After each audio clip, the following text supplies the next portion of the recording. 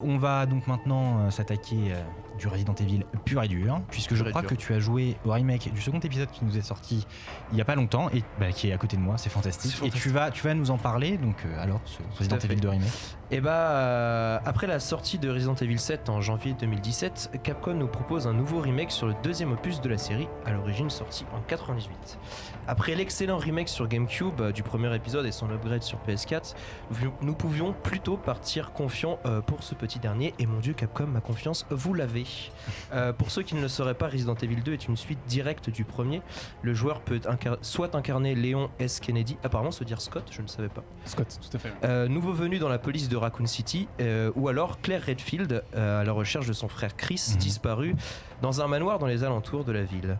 Arrivés dans cette ville, nos deux héros vont être séparés suite à des événements et des rencontres étranges avec des zombies. Donc comme d'habitude, le joueur devra réussir à survivre avec un nombre limité de balles et d'objets de soins, tout en survivant aux nombreux zombies venant l'attaquer et en venant à bout de nombreuses énigmes. 2 balles, tu t'achètes juste un coca, quoi. C'est pas... Ouais, c'est ça fait pas beaucoup. Pas grand chose. Mais du coup, le gameplay est différent. Est-ce que le remake apporte, ça aurait fait une vraie nouveauté? Alors, au niveau du gameplay, on a plusieurs points importants à souligner. Le jeu possède déjà 3 modes de difficulté, le mode facile, normal et hardcore. Et dans le mode hardcore, c'est le mode dans lequel les zombies seront plus puissants, les objets de soins seront plus rares, mais surtout, le joueur devra utiliser les fameux rubans encreurs pour sauvegarder. Donc dans le jeu de base, il y a sauvegarde automatique plus sauvegarde illimitée. Donc pour jouer à l'ancienne, il faudra plutôt se tourner vers le mode hardcore. Au niveau des interactions aussi, on retourne sur une base à la Resident Evil 7 avec le même aspect esthétique, que ce soit pour les boutons d'interaction ou les zooms sur les objets importants, les surbrillances ou encore la possibilité de sortir le menu des objets rapidement grâce à triangle, ce qu'il n'y avait pas forcément avant. L'ATH est très épuré avec seulement affiché le nombre de balles encore une fois, et l'arme en cours d'utilisation. Aussi important, il y a des raccourcis à assigner sur les flèches de direction pour le changement d'arme, ce qui évite de passer par le menu pour s'équiper comme ce qu'il y avait dans les anciens épisodes, ce qui était un petit peu rigide et qui coupait parfois l'action. Tout a été revu pour permettre une meilleure immersion avec le moins de temps possible passé dans les menus. Plus de temps passé dans le jeu, plus de temps passé à avoir peur. Plus de fun. On reste sur un système classique de recherche d'objets où de nombreux allers-retours devront être faits entre différentes pièces pour pouvoir progresser dans l'aventure. Il y a aussi quelques objets bonus comme des améliorations d'armes à récupérer, mais cela peut rester optionnel dans l'aventure. Après un épisode en vue FPS sur le 7, le jeu repart sur une caméra à l'épaule dans le style de Resident Evil 4 et de Evil Within. Les défauts des épisodes précédents, comme ne pas pouvoir viser et marcher en même temps comme on avait pu voir dans le 4, ont été corrigés. On a désormais une expérience bien plus dynamique. Voilà, la caméra à l'épaule, ça change complètement la perspective de Resident Evil 2. Et notamment son rapport à la peur et à l'horreur. Est-ce que là c'est toujours présent du coup? Effectivement, la caméra fixe du jeu original joue un grand rôle pour faire ressentir de la terreur aux joueurs grâce à cette peur constante de l'inconnu. Aujourd'hui, avec nos consoles bien plus puissantes, d'autres alternatives comme le level design sont disponibles pour garder ce ressenti. Ici, les couloirs sont très étriqués, on voit pratiquement jamais ce qui nous attend à un tournant. Le sol va aussi parfois s'effondrer pour nous piéger, ou des portes vont tout simplement nous empêcher de nous enfuir et nous bloquer dans des pièces. Donc c'est conservé grâce au level design. La luminosité du jeu est aussi excellente et sera plaisante tout au long de l'aventure. Donc faut déjà bien la régler au début, sinon ça vous flingue totalement l'expérience. Léon évoluant principalement à la lumière de sa lampe torche, réduisant le champ de vision du joueur à un pauvre angle de 110 degrés. On se retrouve à rien voir à l'écran et à devoir tout le temps donner des coups de stick pour pouvoir observer ce qu'il y a à nos alentours et aussi trouver les objets qui peuvent nous empêcher de progresser dans l'aventure. Et par contre, les fenêtres par lesquelles les zombies pouvaient se faufiler avant peuvent désormais être barricadées. On va pouvoir trouver des objets consommables à récupérer, donc il va falloir réfléchir à est-ce qu'on préfère prendre cet objet pour nous prendre une place dans notre inventaire pour barricader, ou tout simplement prendre la vie ou les balles pour s'en sortir. L'expérience est encore plus oppressante avec la possibilité de jouer en ambisonique, donc qui est le son en 3D, en utilisant un casque audio. Les environnements sonores sont vraiment excellents grâce notamment à la puissance du RE Engine, donc qui était déjà utilisé sur Resident Evil 7, et viendront parfaire une expérience déjà bien stressante et traumatisante. Le son est vraiment excellent. Moi j'ai flippé juste à entendre en fait des fois des sons au travers d'une porte. Et surtout que les zombies maintenant peuvent passer au travers, peuvent ouvrir les portes qui étaient avant des points de safe où il y avait les transitions entre les portes pour pouvoir rentrer dans d'autres pièces. Les zombies ne pouvaient pas passer. Maintenant, ils peuvent désormais passer. Et en plus, on les entend de loin forcer sur les portes. On attend juste le moment. Ça. On attend juste le moment où ils vont ouvrir. Et sauf qu'ils sont à 3-4 en fait. Okay. Ils arrivent toujours en bande. Touche un membre de ma clique. Voilà.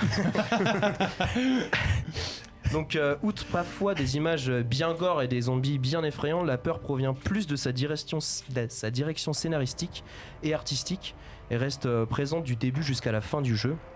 On est d'ailleurs sur environ une vingtaine d'heures, 10 heures pour chaque perso. En plus, des modes de jeu viendront s'ajouter. Je l'avais noté, mais c'est pas la bonne feuille que j'ai filée. Regarde, il y a le nom du... Les feuilles que je t'ai filées tout à l'heure. Personne les a. Il y a un mode. Ils ont rajouté un mode où en gros il y aura des nouveaux persos et un tout nouveau mode qui viendront en fait. Ils viendront rajouter du contenu au fur et à mesure. Et donc ça, j'attends vraiment de voir ce qui va se passer. Et du coup, Resident Evil 2 vient se hisser naturellement dans le top de ce qui se fait de mieux aujourd'hui dans le jeu d'horreur. Donc pour tous les amoureux de l'horreur et surtout de la licence, c'est un indispensable. Très bien, merci beaucoup de ce que tu dis. Il y a quand même des mécanismes du jeu qui restent un petit peu vieillottes puisque le jeu original a quand même 20 ans. Notamment le scénario. Est-ce que ça te sort? Est-ce que c'est pas artificiel? C'est double. Est-ce que tu choisis au début du jeu si tu veux jouer le scénario de Claire ou de Léon?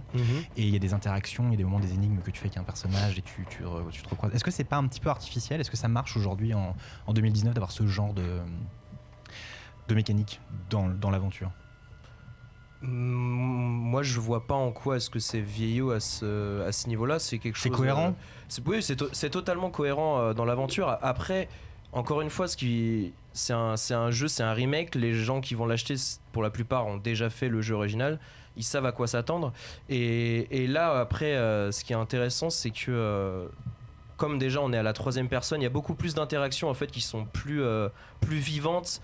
Et on est beaucoup plus plongé dans l'aventure qu'on aurait pu être avant. Et on vit différemment la séparation des personnages, le fait de retrouver parfois Claire pendant l'aventure, parce qu'on se sent vraiment tout seul. C'est très oppressant et au final, c'est des moments qui sont plutôt bienvenus au fur et à mesure de l'aventure. Et non, je trouve que ça marche plutôt toujours aujourd'hui, cette façon d'aborder le scénario.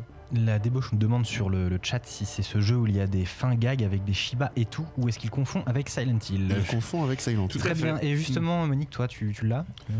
Ouais, j'ai commencé le jeu seulement ce matin. Et globalement, meilleur moment pour jouer à Resident Evil avec au lever du soleil avec un petit bol de céréales. Alors surtout que j'étais en gueule de bois dans l'idée. Parfait. Non, j'ai joué que 2h30 du coup, mais là, le truc quand même qui me manque et je trouve qu'il manque vraiment au jeu, c'est aussi une touche d'esquive. D'accord. Je pense que ça aurait pas été de. Ouais. Alors t'as le quick turn encore, je sais pas si tu l'as vu. Ouais, bon, alors quick, faut le dire vite. Hein. C'est pas que ça, c'est que les ennemis te grappent de super loin. Et le truc qui est bien, c'est peut-être un perso qui est super agile, donc tu te dis bon allez là, franchement tranquille. Non, des fois tu penses passer à côté et tu passes pas en fait. Il te chope de super loin, ça je trouve qu'il manque vraiment un truc ou un con. Ils font des demi-tours plus vite que toi. C'est-à-dire si tu passes derrière eux ils font et ils t'attrapent alors que toi faire demi-tour c'est vraiment. Mais bon. Il y a ça, il y a les liqueurs, ils sont scandaleux aussi. Enfin. Alors, sinon tu recommandes de ce que tu en as vu. Ah oui, globalement très bon. Karel, j'avais une question parce que j'ai vu pas mal de gens s'insurger contre le fait que les zombies sont des sacs à PV. Notamment 10 balles dans la tête. Ah bah ouais, c'est des sacs à PV. Enfin 10 balles, c'est-à-dire 5 balles pour les écrouler une première fois et ensuite ils se relèvent. Okay. Mais encore une fois, c'est juste que c'est là actuellement les gens ne sont plus habitués exactement à avoir des... Okay. Il faut pas les tuer, juste c'est pas Resident Evil 4 quoi. Resident Evil, enfin le virage action pris par Resident Evil 4 et les jeux suivants, c'est pas vraiment la même chose ici quoi. C'est-à-dire que autant ça peut sembler similaire un peu visuellement, mais c'est un vrai survival, c'est-à-dire qu'il vaut mieux éviter les zombies plutôt que les buter. Ouais. Toi t'as beaucoup joué ou tu... J'ai joué 5 heures cette nuit là. Donc j'ai pas beaucoup. Vous avez tous fait vos devoirs avant de venir. Mais ouais, j'ai joué 5 heures cette nuit. Est-ce que t'as joué au casque? J'ai joué au casque, ouais. J'ai joué au casque et j'ai joué au casque dans le noir vraiment entre 22h et 3h du mat. Meilleur moment. Et c'était à plusieurs reprises ce fut compliqué, surtout quand ma meuf s'est levée pour aller au water vraiment à un moment pas du tout opportun et que j'ai un peu sursauté. C'est non ça marche bien, ça marche vraiment bien, d'autant plus parce que tu le disais, la direction artistique est vraiment bonne. Il y a des jeux de lumière qui sont assez incroyables et qui permettent de faire en sorte que sans avoir effectivement cette réalisation à l'ancienne avec les plans fixes qui étaient très anxiogènes, ils arrivent quand même à conserver cet aspect claustro et solitude, quoi. La fameuse ombre aussi que tu vois à un moment quand tu m'a rappelé arrives Dead Space à au fond. deuxième ou troisième étage. En fait, il y a une ombre. On a l'impression que c'est un zombie. C'est juste une pauvre statuette posée sur Oh, le un- spoil. Bah, c'est pas. Oh, le spoil. Bravo. Ils faisaient la même blague C'était dans la démo. Ils faisaient la même blague dans Metal Gear Solid 2. C'est vrai. C'est- Raven. Ouais, c'est la même blague. C'est un peu ça, ouais. C'est vrai. Mais on verra comment donc Resident Evil 2 Remake se situe un petit peu dans cette saga, ce qu'il apporte lors de notre débat. Merci messieurs. Jeux vidéo, BD, manga, séries et cinéma de genre. L'actu Pop & Geek, c'est dans Hyperlink, votre cocktail de bulles et de pixels, avec Karel et son équipe, tous les dimanches à 16h, en direct sur VL.